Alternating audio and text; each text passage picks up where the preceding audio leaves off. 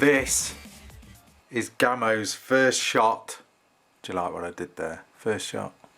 Anyway, Gamo's first shot at a PCP air rifle. And do you know what? They've done a pretty good job. Yeah, I know it's a cheaper version of a BSA. We won't go into that. But this Gamo Coyote is pretty impressive, especially when it's around the £400 mark, which is pretty much half what you'd pay for a rifle in this sort of class by a, how can we say it, more superior make. Yeah, well, a more superior make, we'll say that. Guys, this is RACKNLOAD and this is the Gamo Coyote. This one is in 177, and do you know what? I love this gun. I absolutely love it. It is really has been a pleasure to shoot. Yeah, it's got a couple of niggles on that I'll get into shortly, but just look at it. Gamo's first go at a PCP, and they really have done a nice job, in my opinion, that is. Now, yeah, you may have noticed it's got a pretty big scope on here, and yes, it is touching the barrel, but that hasn't affected accuracy at all. It really was a bit tight getting this thing on, but it's shot all right. It hasn't affected accuracy. I know people will say, oh, your scope's touching your barrel, what are you doing? But honestly, it hasn't affected accuracy whatsoever. It's bang on, this air rifle is. Now let's just jump into this then in a RACKNLOAD style. First of all, the stock. Now this stock is pretty damn chunky. Just look at that thing. Plenty of wood there. It's like half a tree, that thing is. Fully ambidextrous, which, as I'll always say, is a big thumbs up because I'm a lefty. I do love these ambidextrous stocks. I love the lines of this this stock. Look at the cheek piece, how they've done that. That really does look nice, I think. Obviously on either side. Now let me just spin this thing around. I'll show you the recoil pad or butt pad. Again, that looks nice as well. Got the holes in there. A little bit too big to store your pellets, those things are, but not like a BSA recoil pad or butt pad where you can sort of safely store your pellets if you're out in the field.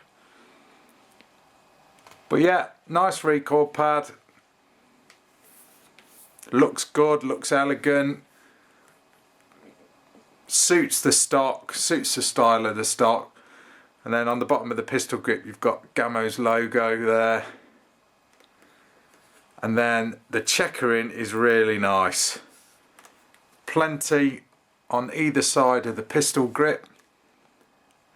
And then let's just spin it around without knocking anything down.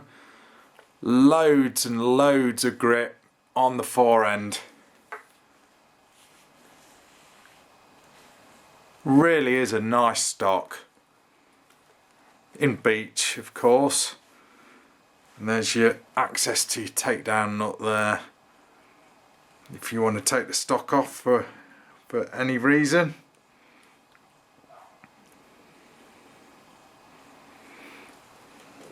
Probably what I would like on this stock is where you've got this quite large flat area here, they could have put in a nice sort of thumb well just to sort of rest your thumb, because I don't know, it's a little bit uncomfortable, that bit is.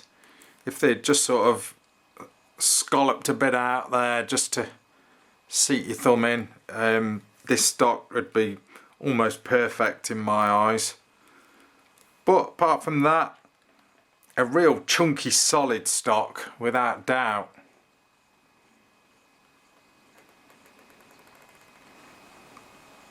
Now let me just tell you the specs on this Gamo Coyote then.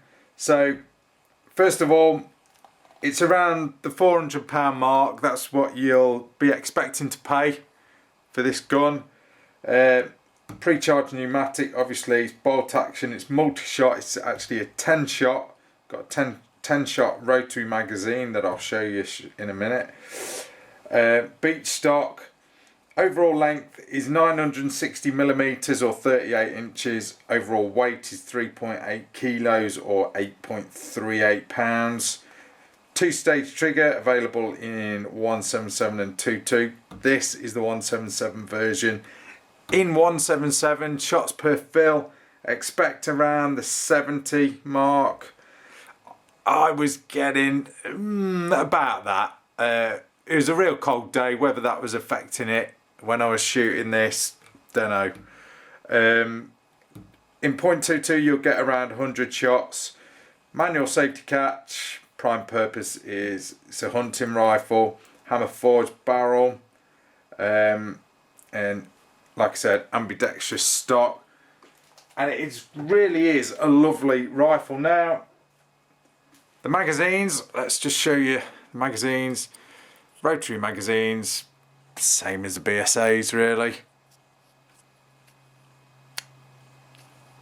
Spring loaded sort of clockwork magazines. And then you load this thing up. Let's just cock it. Obviously drop your pellets in there and keep spinning it. It tells you how many you've put in there. You see the numbers, look. And then you just drop your mag in. Make sure it's the right way round. Drop your mag in like so. Close your bolt. Make sure it's all the way in, close your bolt, and you're good to go. And just fire this in a safe direction. So that's your magazine. Let's just whip that out. Obviously to take it out, pull the bolt back and it drops out. To cycle another shot, you just pull that bolt back and then return the bolt to its loaded position and you're good to go. There's the loading area there for the magazine.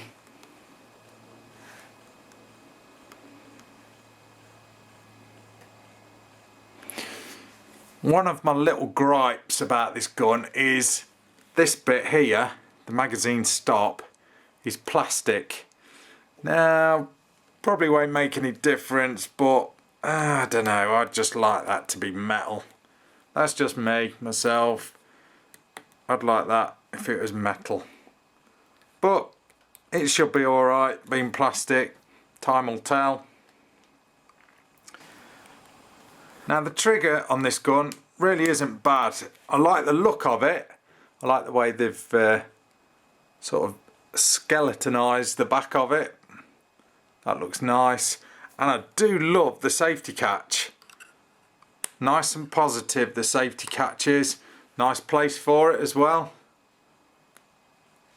And you've got a plastic trigger guard there, or polymer, but you've got all the holes in there for accessing your trigger adjustment. By the way, the trigger is adjustable. And then for your safety it tells you your operating instructions for your safety catch. Safe and fire, self-explanatory.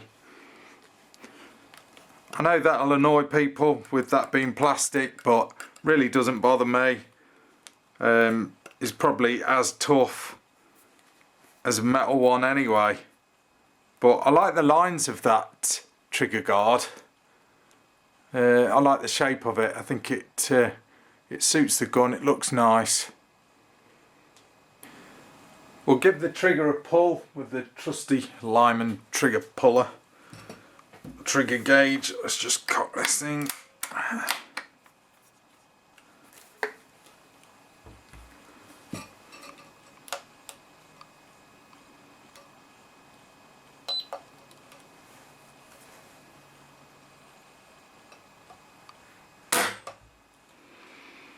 £2, 4.5 ounces. Let's just give it another one. Just recock it.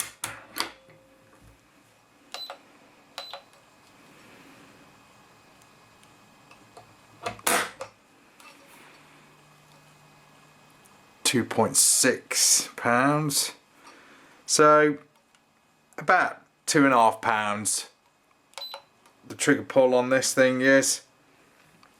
It is quite heavy, to be honest. It feels quite heavy, but it's 2-stage and it has got a nice feel to it. It's very sort of what's the word, predictable, but I actually like the trigger. The bolt handle is nice and sturdy and solid. It's got a nice shape to it as well, and it really is comfortable. And I also believe you can swap that thing round to make this full left hand as well, which again is a big thumbs up in my eyes. Although I'm a lefty, I'm that used to using right-handed bolts on bolt action rifles as well as multi-shot air rifles. It was pretty much suiting me down to the ground, this bolt handle was. Now there's plenty of scope rail there to bang your scope on. 10.8mm dovetail rail. Now, while we're on the subject of scopes, yeah, this is a big scope that I've got on test. It's riding on top of this Coyote. Not ideal, I know, it's touching the barrel. It didn't affect accuracy though, but this is a pretty cool scope. We'll just quickly talk about it. It's a Nico Sterling Diamond 3-12x62, so it is a big un. It really is a big un, but great scope, 30mm tube. These were the biggest mounts I got and I just couldn't get it any higher. I looked everywhere for bigger mounts, higher mounts, but I just haven't got any, and I've got to get this gun tested, so just had to put these on. I know, like I said, not ideal, but it didn't really affect it. But this scope really is pretty cool. I'll show you the box for it while we're on the subject of it. Nico Sterling, pretty cool scope. Show you the box. That's it, 3-16x62 4-dot, and it's the diamond range. Just open the box.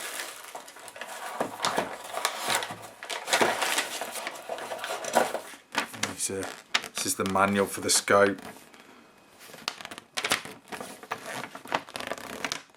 Cool scope though. Comes with your scope covers as well, although I couldn't get it on because it's touching the barrel, but we won't say anything about that. But yeah, a great scope for the money. Like I say, this one is a big one, so it's an ideal dusk or dawn scope for gathering in and sucking that light in.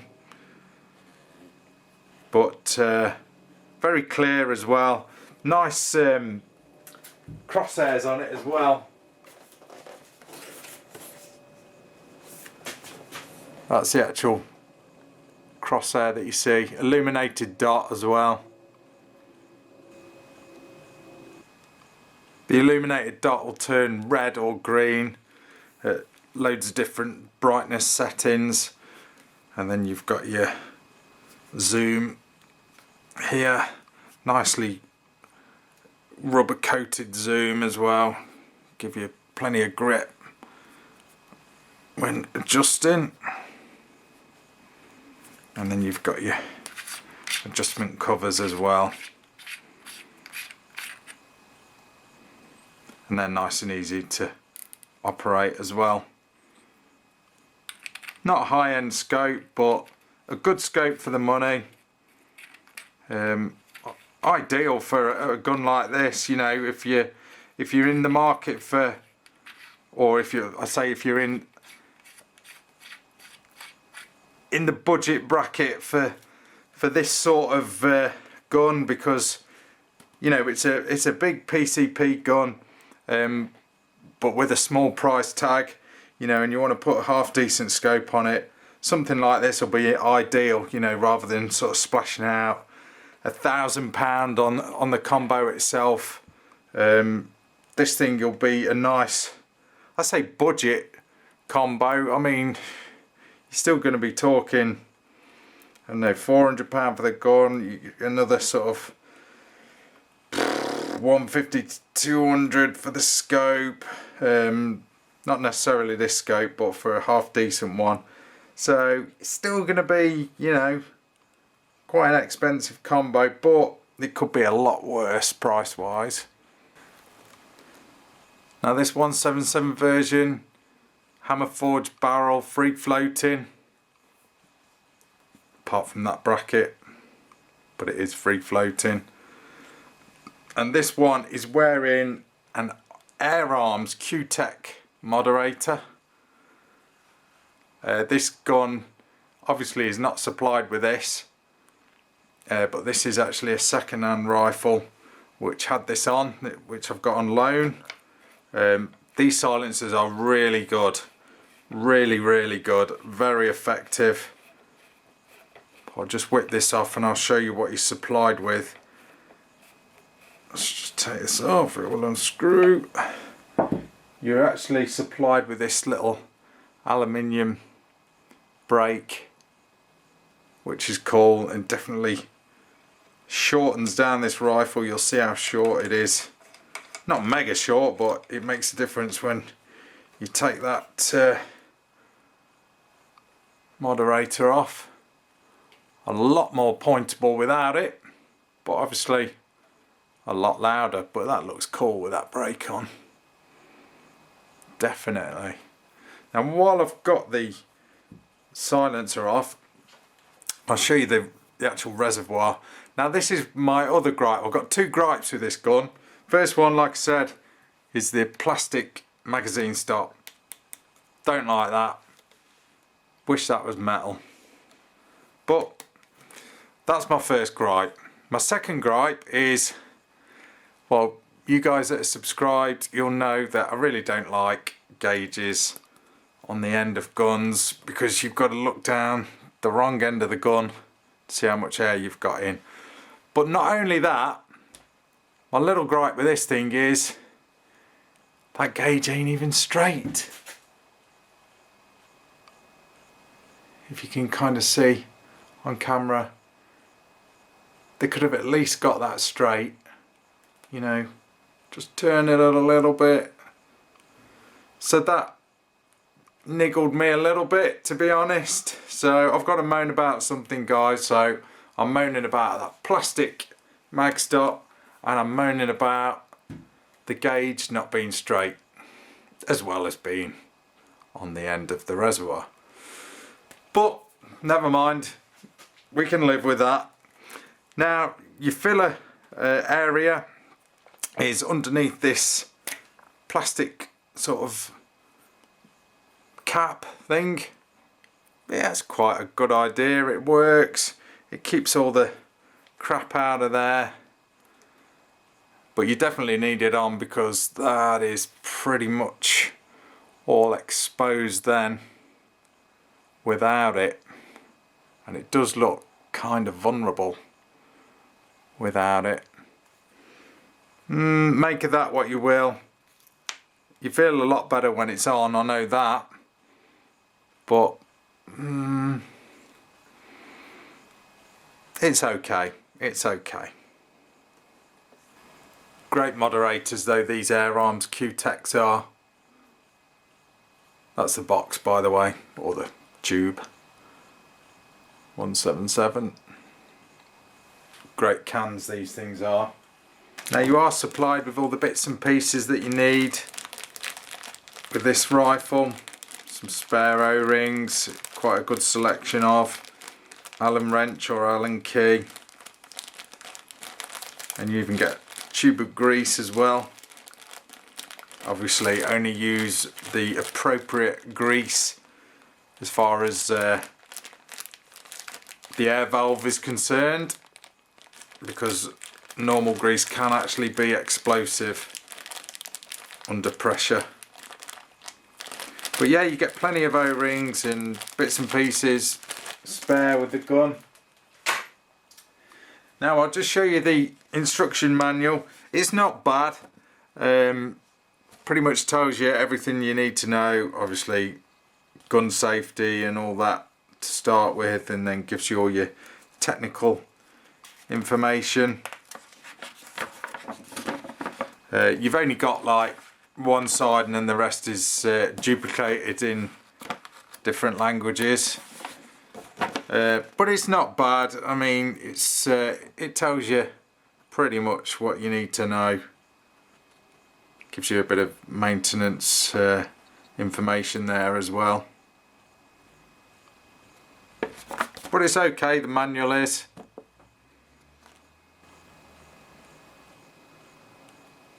So that's it then, guys. That's the Gamo Coyote. Gamo's first PCP or pre-charged pneumatic air rifle, and it really is not bad at all for their first go at PCP. That's your rack and load review, guys. Thanks for watching. See ya.